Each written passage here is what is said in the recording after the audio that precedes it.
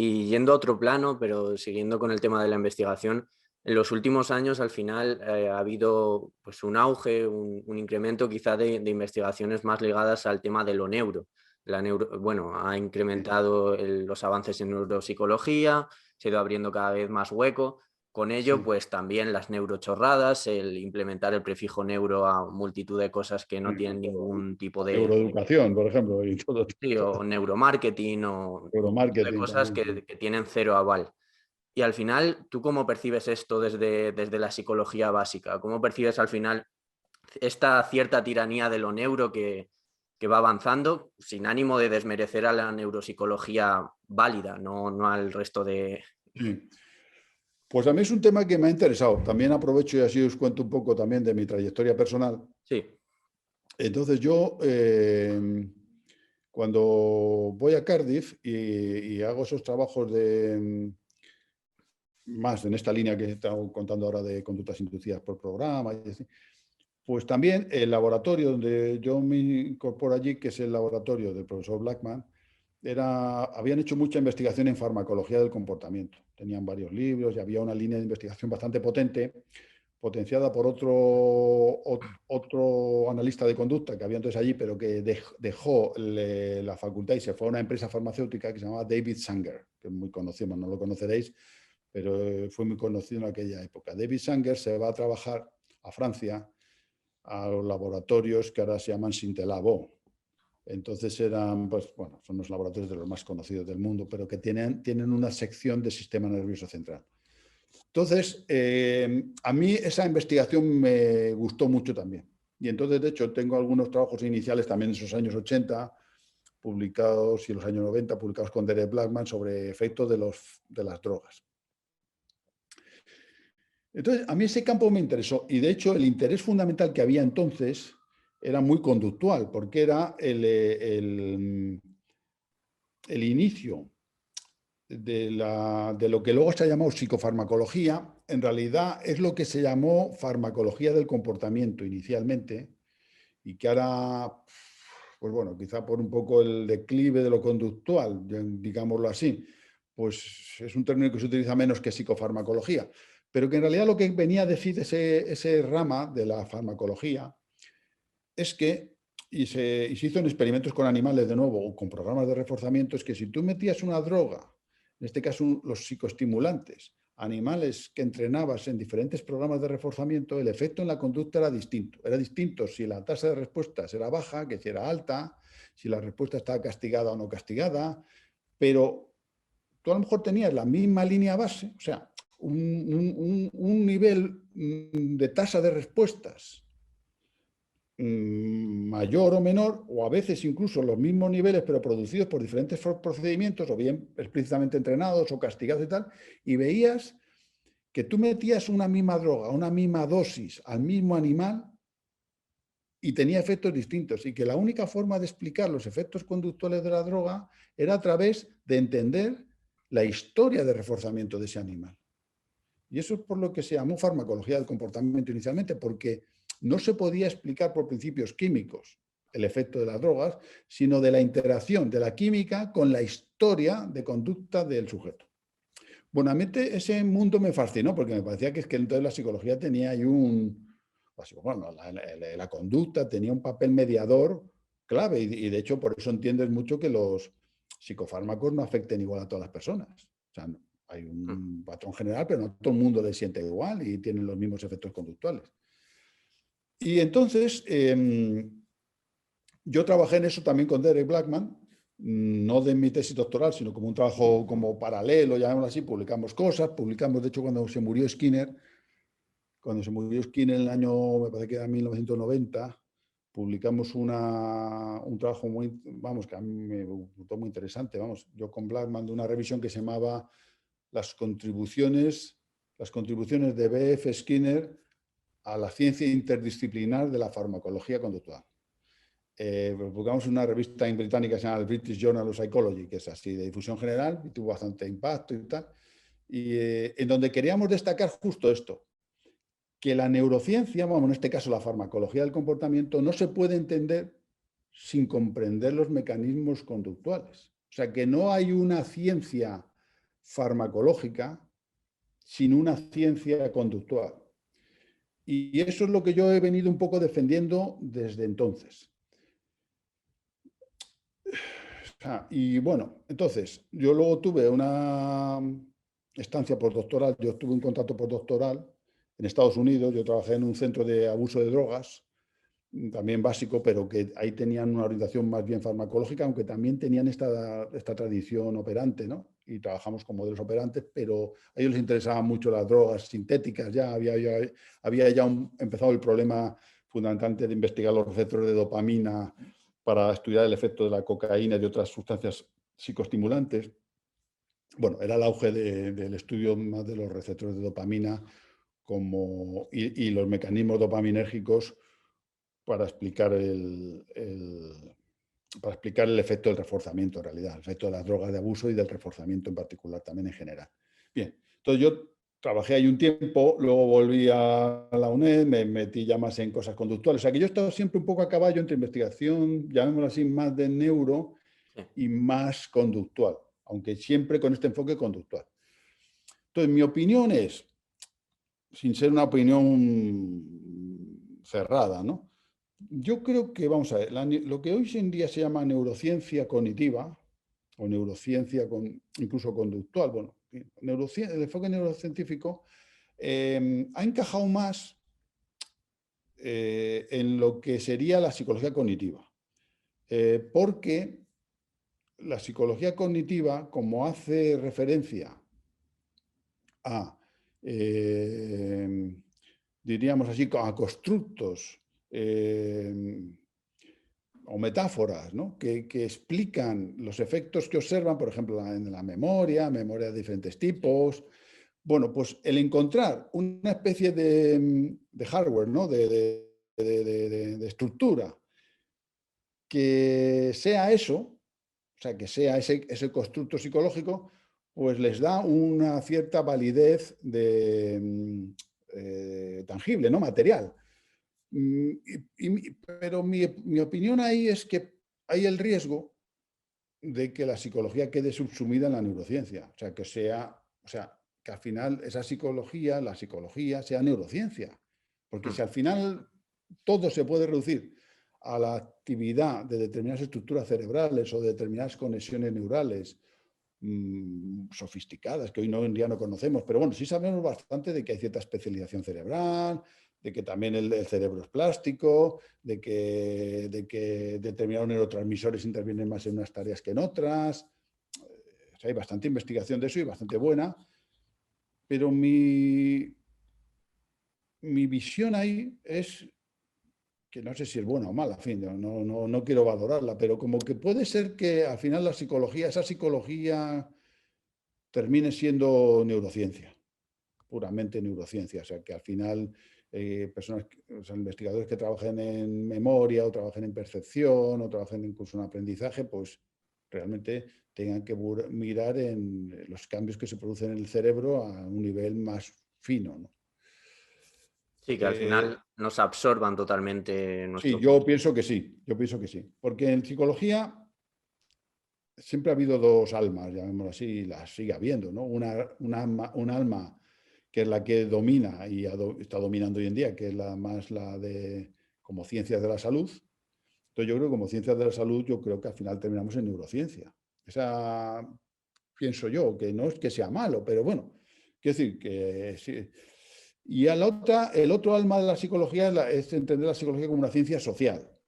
Entonces, las ciencias sociales dentro de psicología también existen, hay ramas, tú estás estudiando psicología, pues está la psicología social, aunque los de psicología social también se están yendo a la neurociencia, vamos, o sea, en fin, pero bueno, que existían ramas más propiamente relacionadas con las ciencias sociales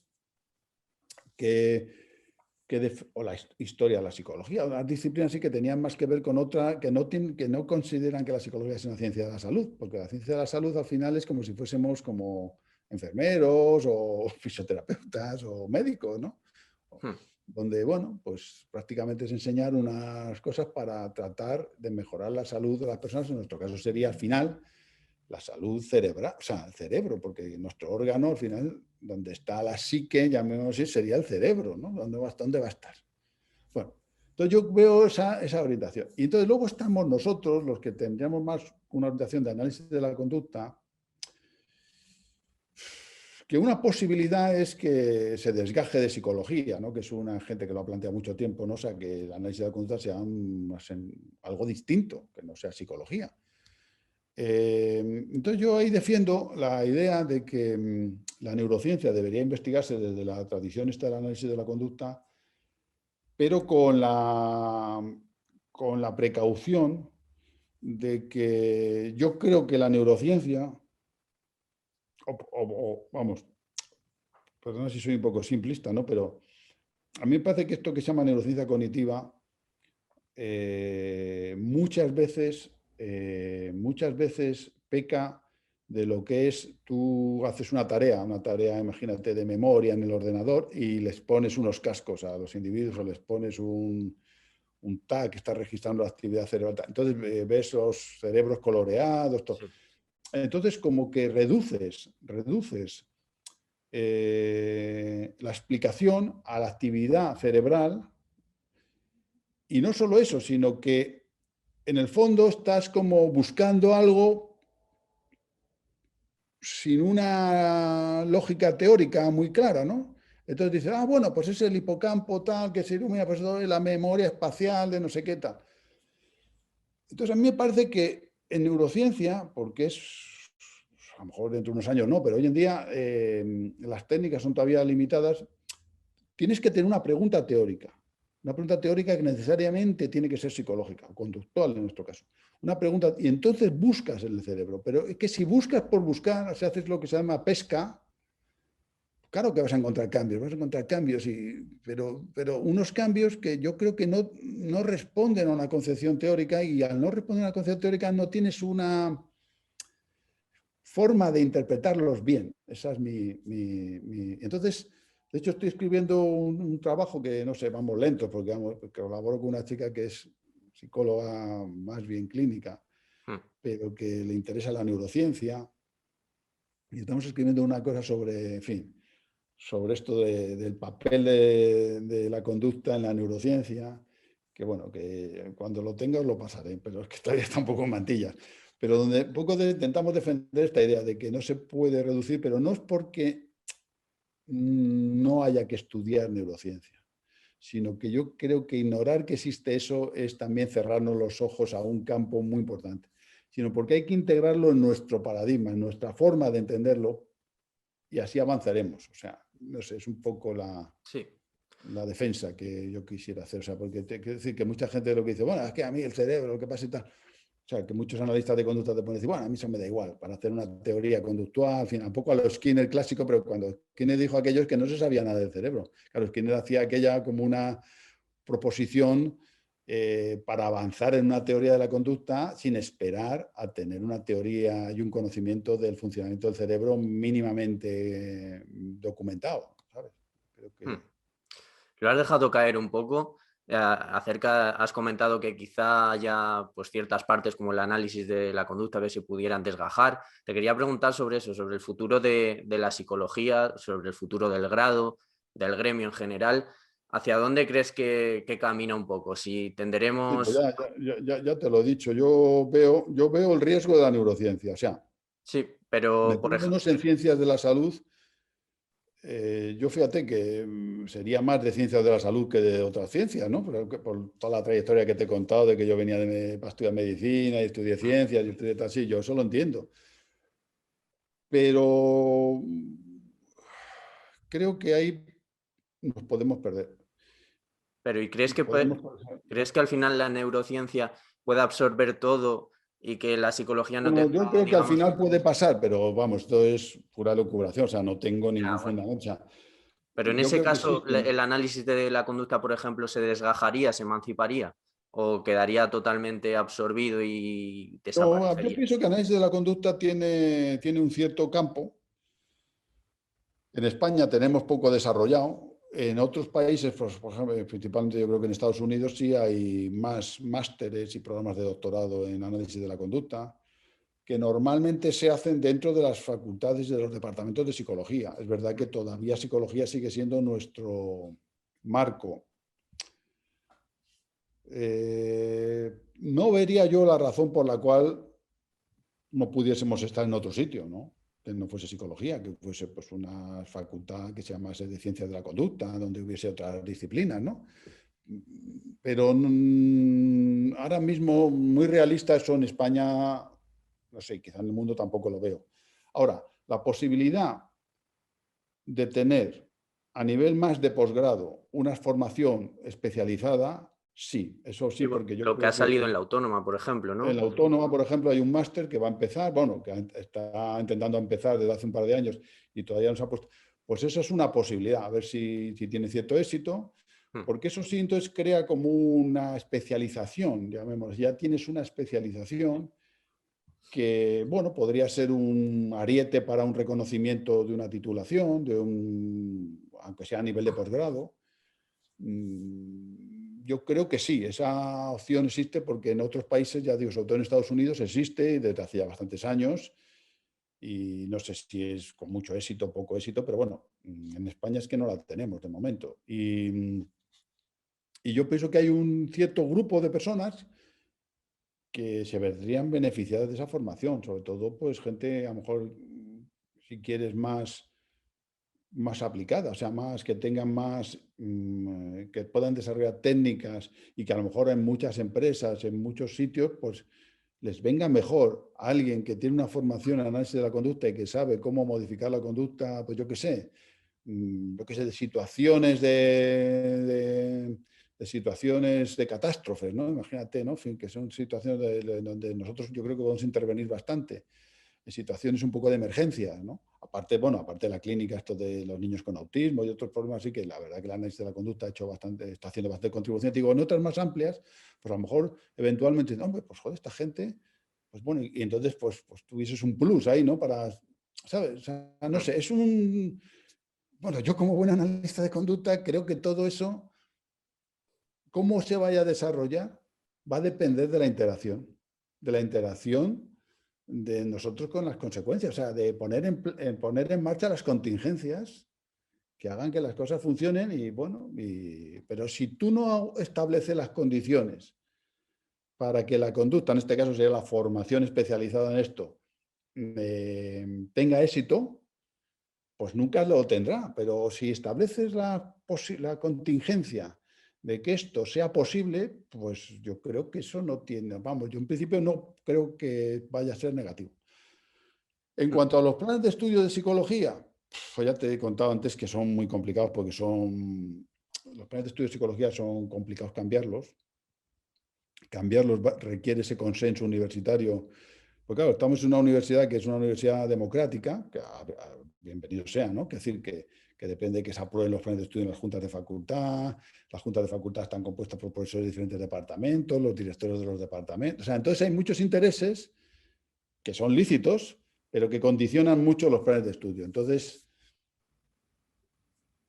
yo creo que a nivel de grado ahora mismo no lo veo, el desgajarse de nosotros. Y la deriva esta, pues yo la veo hacia la neurociencia en el sentido de que mayoritariamente las facultades de psicología todas han integrado los planes de estudio en esa rama que se llama de ciencias de la salud. Y si vamos a ciencias de la salud y somos ciencias de la salud, cada vez habrá más presión para que se le dé ese toque de la salud, y finalmente pues de estudiar la neurociencia como fin. Porque claro, si al final, vamos a ver, si al final tú tienes un problema psicológico, que lo que llamamos hoy en día un problema psicológico, una depresión, por ejemplo, imagínate cualquier otro trastorno, y tú lo puedes tratar dando una pastilla o aplicando una corriente eléctrica, porque sabes que es que aquí no sé qué, te pones aquí un electrodo, ¿cómo no vas a hacer eso en lugar de someterte a un tratamiento psicológico? Ya. Claro, porque si somos eso, al final lo reduces a esto, ¿no? Entonces yo creo que nosotros sabemos que no es lo mismo, pero eso va a ser muy difícil convencer a los usuarios de que, oye, si tú este problema lo tienes y este problema al final es que a ti te falla la dopamina, ¿no me entiendes? Pues te vamos a subir la dopamina y el problema se te va a arreglar, Hmm. ¿sabes? Entonces, no sé, yo creo que ese riesgo es más que el otro. Luego, ¿qué pasa? Luego también en psicología está esa otra gente que es más de filosofía, llamémoslo así, que es más, Sí. que es más de filosofía, que también existe, pero yo creo que tienen la batalla bastante perdida dentro de lo que es la estructura general de la psicología, y posiblemente también sea una gente que termine yéndose a otro lado. O sea, de hecho ya se está viendo, por ejemplo, en el posgrado. De nuevo, en el posgrado, como mucha gente no se siente cómoda en los planes de posgrado de psicología. Hmm. Entonces se va y crea posgrados junto con gente de filosofía, de antropología, y se van más por allí.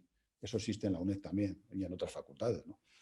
Pero yo, por ejemplo, ahora estoy, por ponerte un ejemplo, también que me afecta a mí personalmente, porque estoy ahora mismo, yo estoy de coordinador del programa de doctorado de psicología de la UNED, o sea, el programa de doctorado que tenemos en psicología.